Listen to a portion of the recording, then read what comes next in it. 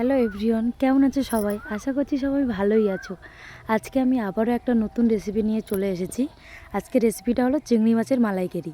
তো চলো দেখে নেওয়া যাক প্রসেসটা। তো প্রথমে আমি এখানে চিংড়ি মাছটা ভেজে নিয়েছি, হালকা করে ভেজে নিয়েছি।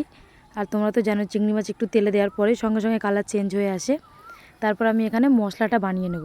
আমি এখানে নিয়ে নিয়েছি মৌরি, সামান্য 1 চামচ পরিমাণ সর্ষে আর কাজু বাদাম, সেটা আমি এখানে পেস্ট করে নিয়েছি। এরপর আমি পেঁয়াজটা বেটে নিয়েছি।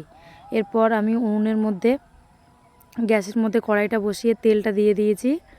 দিয়ে এর মধ্যে এলাচ দারচিনি দিয়ে তেলটা গরম হয়ে আসলে এর মধ্যে আমি পেঁয়াজ বাটা দিয়ে দিয়েছি। আজকে রেসিপিটা আমি একটু তাড়াতাড়ি দেখিয়েছি। তারপর এর মধ্যে দিয়ে দিয়েছি আদা রসুন বাটা। এরপর মশলাটা কষে আসবে, চিনি সামান্য অ্যাড করব। তার আগেই আমি লবণটা দিয়ে দিয়েছি স্বাদ অনুযায়ী।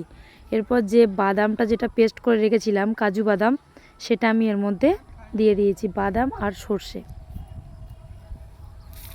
দিয়ে এটা একটু নেড়ে নেব ভালো করে।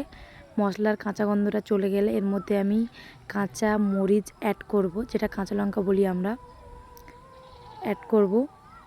অ্যাড করার পর দেখতেই পাচ্ছ কালারটা চেঞ্জ হয়ে আসছে। এরপর আমি নারকেলের যে দুধটা সেটা আমি অ্যাড করে দেব। দেওয়ার পর চিংড়ি মাছগুলো আমি দিয়ে দেব। আমাদের রান্না প্রায় কমপ্লিট হয়ে এসছে। কত সুন্দর বলক এসছে। এরপর আমি একটুখানি করে দেখে নিচ্ছিলাম যে কেমন হয়েছে। এরপর আমাদের সার্ভিংয়ের জন্য একদমই রেডি। তো বন্ধুরা, কেমন হয়েছে কমেন্টে অবশ্যই জানিও।